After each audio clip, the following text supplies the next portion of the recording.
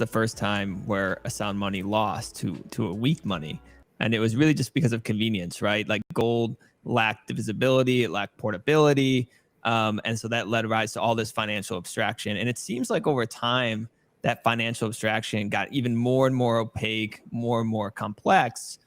Like, I'd love to go into some of the negative consequences of the centralization and how when we trust a central bank, if you're an average user, what are you kind of giving up in terms of your privacy, in terms of your, risk of debasement that can maybe be solved by something like Bitcoin being able to close that gap? Because it seems like that gap between the settlement transaction speeds allowed for this whole banking sector to grow to a massive amount and to gain so much power. But now Bitcoin comes in and kind of throws a wrench into their whole plans. So what does an average user kind of lose when you have this centralized system? And then how can Bitcoin kind of help that?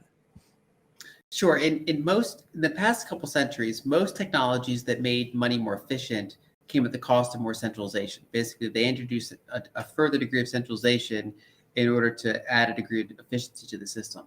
And so, if you go back long enough, people were trading physical gold and silver coins with each other.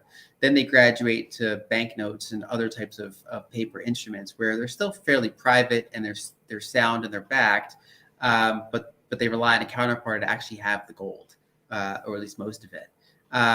And then over time, that naturally results in problems